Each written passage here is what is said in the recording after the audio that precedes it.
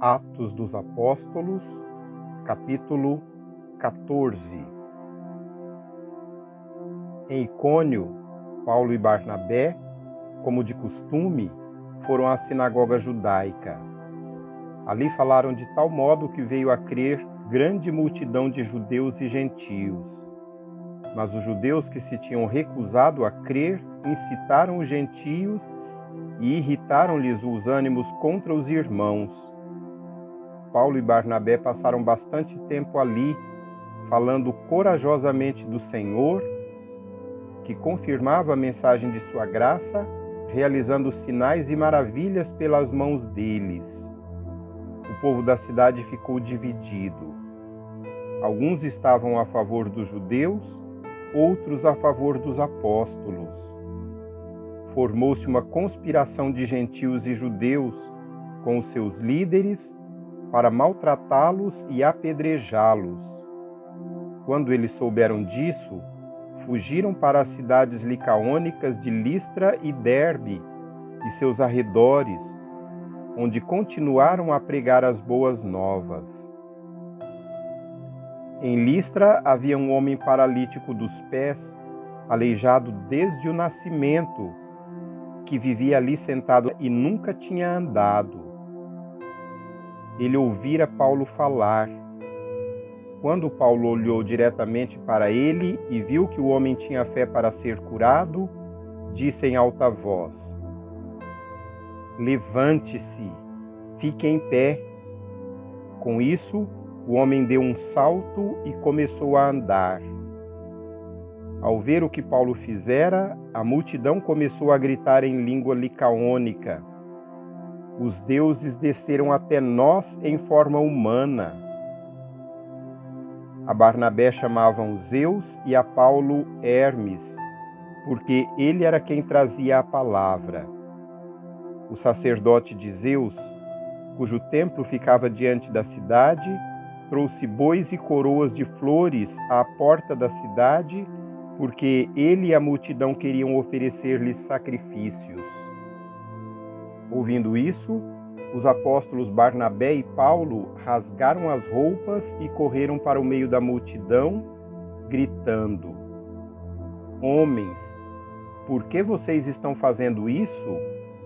Nós também somos humanos como vocês. Estamos trazendo boas novas para vocês, dizendo-lhes que se afastem de coisas vãs e se voltem para o Deus vivo, que fez o céu, a terra, o mar e tudo o que neles há. No passado, ele permitiu que todas as nações seguissem os seus próprios caminhos. Contudo, Deus não ficou sem testemunho.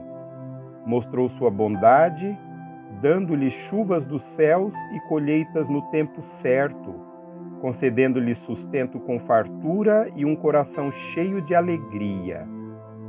Apesar destas coisas, eles tiveram dificuldade para impedir que a multidão lhes oferecesse sacrifícios. Então alguns judeus chegaram de Antioquia e de Icônio e mudaram o ânimo das multidões. Apedrejaram Paulo e o arrastaram para fora da cidade, pensando que ele estivesse morto. Mas quando os discípulos se ajuntaram em volta de Paulo, ele se levantou e voltou à cidade. No dia seguinte, ele e Barnabé partiram para Derbe. Eles pregaram as boas novas naquela cidade e fizeram muitos discípulos. Então voltaram para Listra, Icônio e Antioquia, fortalecendo os discípulos e encorajando-os a permanecer na fé, dizendo: "É necessário que passemos por muitas tribulações para entrarmos no reino de Deus." Paulo e Barnabé designaram-lhes presbíteros em cada igreja. Tendo orado e jejuado, eles os encomendaram ao Senhor, em quem haviam confiado. Passando pela Pisídia, chegaram a Panfilha e, tendo pregado a palavra em Perge, desceram para Atália. De Atália, navegaram de volta a Antioquia onde tinham sido recomendados à graça de Deus para a missão que agora haviam completado.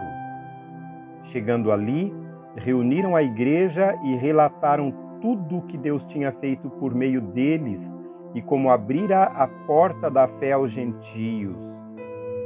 E ficaram ali muito tempo com os discípulos.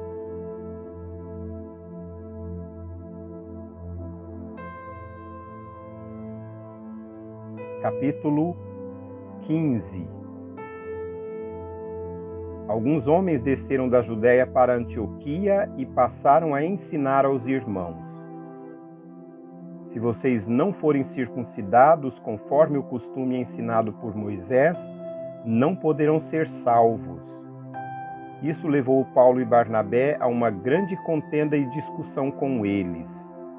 Assim, Paulo e Barnabé foram designados, junto com outros, para irem a Jerusalém tratar dessa questão com os apóstolos e com os presbíteros. A igreja os enviou e, ao passarem pela Fenícia e por Samaria, contaram como os gentios tinham se convertido.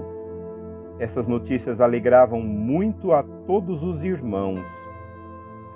Chegando a Jerusalém, foram bem recebidos pela igreja, pelos apóstolos e pelos presbíteros, a quem relataram tudo o que Deus tinha feito por meio deles. Então se levantaram alguns do partido religioso dos fariseus que haviam crido e disseram: é necessário circuncidá-los e exigir deles que obedeçam à lei de Moisés. Os apóstolos e os presbíteros se reuniram para considerar essa questão. Depois de muita discussão, Pedro levantou-se e dirigiu-se a eles: irmãos, vocês sabem que há muito tempo Deus me escolheu dentre vocês para que os gentios ouvissem de meus lábios a mensagem do Evangelho e crescem. Deus, que conhece os corações, demonstrou que os aceitou, dando-lhes o Espírito Santo, como antes nos tinha acontecido. Ele não fez distinção alguma entre nós e eles, visto que purificou os seus corações pela fé. Então, por que agora vocês estão querendo tentar a Deus, pondo sobre os discípulos um jugo que nem nós, nem nossos antepassados conseguimos suportar? De modo nenhum. Cremos que somos salvos pela graça de nosso Senhor Jesus, assim como eles também. Toda a assembleia ficou em silêncio. Enquanto ouvia Barnabé e Paulo falando de todos os sinais e maravilhas que, por meio deles, Deus fizera entre os gentios. Quando terminaram de falar, Tiago tomou a palavra e disse: irmãos, ouçam-me. Simão nos expôs como Deus, no princípio, voltou-se para os gentios, a fim de reunir dentre as nações um povo para o seu nome. Concordam com isso as palavras dos profetas, conforme está escrito: depois disso voltarei e reconstruirei a tenda caída de Davi. Reedificarei as suas ruínas e as restaurarei, para que o restante dos homens busque o Senhor e todos os gentios sobre os quais tem sido invocado o meu nome, diz o Senhor, que faz estas coisas conhecidas desde os tempos antigos. Portanto, julgo que não devemos pôr dificuldades aos gentios que estão se convertendo a Deus. Ao contrário, devemos escrever a eles, dizendo-lhes que se abstenham de comida contaminada pelos ídolos, da imoralidade sexual, da carne de animais estrangulados e do sangue. Pois, desde os tempos antigos, Moisés é pregado em todas as cidades, sendo lido nas sinagogas todos os sábados. Então os apóstolos e os presbíteros, com toda a igreja, decidiram escolher alguns dentre eles e enviá-los a Antioquia com Paulo e Barnabé. escolheram Judas, chamado Barsabás, e Silas, 2 líderes entre os irmãos. Com eles enviaram a seguinte carta: aos irmãos, apóstolos e presbíteros, aos cristãos gentios que estão em Antioquia, na Síria e na Cilícia, saudações. Sabemos que alguns saíram de nosso meio sem nossa autorização e os perturbaram, transtornando a mente de vocês com o que disseram. Assim, concordamos todos em escolher alguns homens e enviá-los a vocês com nossos amados irmãos Paulo e Barnabé, homens que têm arriscado a vida pelo nome de nosso Senhor Jesus Cristo. Portanto, estamos enviando Judas e Silas para confirmarem verbalmente o que estamos escrevendo. Pareceu bem ao Espírito Santo e a nós não impor a vocês nada além das seguintes exigências necessárias: que se abstenham da comida sacrificada aos ídolos, do sangue, da carne de animais estrangulados e da imoralidade sexual. Vocês farão bem em evitar essas coisas. Que tudo lhes vá bem. Uma vez despedidos, os homens desceram para Antioquia, onde reuniram a igreja e entregaram a carta. Os irmãos a leram e se alegraram com a sua animadora mensagem. Judas e Silas, que eram profetas, encorajaram e fortaleceram os irmãos com muitas palavras. Tendo passado algum tempo ali, foram despedidos pelos irmãos com a bênção da paz para voltarem aos que os tinham enviado, mas Silas decidiu ficar ali. Paulo e Barnabé permaneceram em Antioquia, onde, com muitos outros, ensinavam a palavra do Senhor. Algum tempo depois, Paulo disse a Barnabé: voltemos para visitar os irmãos em todas as cidades onde pregamos a palavra do Senhor, para ver como estão indo.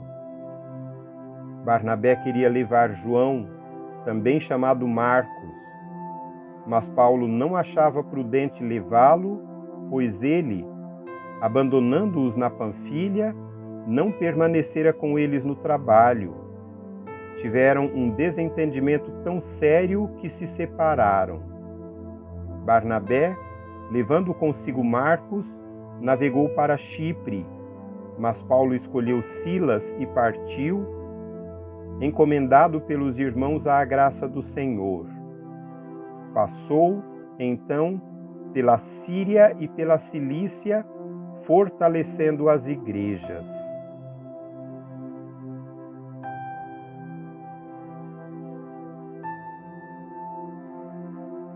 Capítulo 16. Chegou a Derbe e depois a Listra, onde vivia um discípulo chamado Timóteo. Sua mãe era uma judia convertida e seu pai era grego. Os irmãos de Listra e Icônio davam bom testemunho dele. Paulo, querendo levá-lo na viagem, circuncidou-o por causa dos judeus que viviam naquela região, pois todos sabiam que seu pai era grego. Nas cidades por onde passavam, transmitiam as decisões tomadas pelos apóstolos e presbíteros em Jerusalém, para que fossem obedecidas. Assim as igrejas eram fortalecidas na fé e cresciam em número cada dia. Paulo e seus companheiros viajaram pela região da Frígia e da Galácia, tendo sido impedidos pelo Espírito Santo de pregar a palavra na província da Ásia. Quando chegaram à fronteira da Mísia, tentaram entrar na Bitínia, mas o Espírito de Jesus os impediu.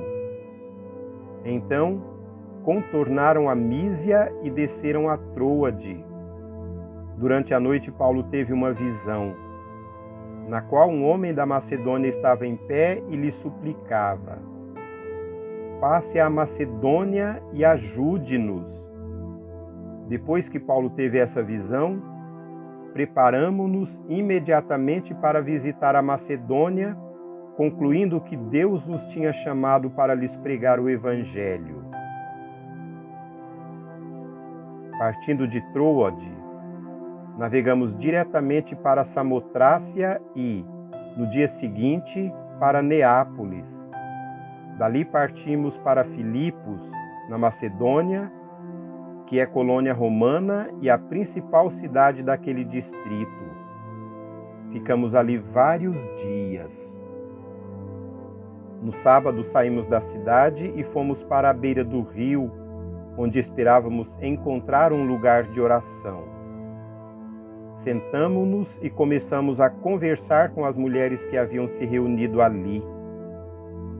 Uma das que ouviam era uma mulher temente a Deus chamada Lídia, vendedora de tecido de púrpura da cidade de Tiatira. O Senhor abriu seu coração para atender à mensagem de Paulo. Tendo sido batizada, bem como os de sua casa, ela nos convidou, dizendo: Se os senhores me consideram uma crente no Senhor, venham ficar em minha casa. E nos convenceu. Certo dia, indo nós para o lugar de oração, encontramos uma escrava que tinha um espírito pelo qual predizia o futuro. Ela ganhava muito dinheiro para os seus senhores com adivinhações. Essa moça seguia Paulo e a nós, gritando: Estes homens são servos do Deus Altíssimo e lhes anunciam o caminho da salvação.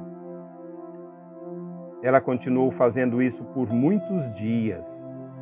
Finalmente, Paulo ficou indignado, voltou-se e disse ao Espírito: Em nome de Jesus Cristo, eu lhe ordeno que saia dela. No mesmo instante, o Espírito a deixou. Percebendo que a sua esperança de lucro tinha se acabado, os donos da escrava agarraram Paulo e Silas e os arrastaram para a praça principal diante das autoridades. E, levando-os aos magistrados, disseram: Estes homens são judeus e estão perturbando a nossa cidade, propagando costumes que a nós, romanos, não é permitido aceitar nem praticar. A multidão ajuntou-se contra Paulo e Silas, e os magistrados ordenaram que lhes tirassem as roupas e fossem açoitados. Depois de serem severamente açoitados, foram lançados na prisão. O carcereiro recebeu instrução para vigiá-los com cuidado.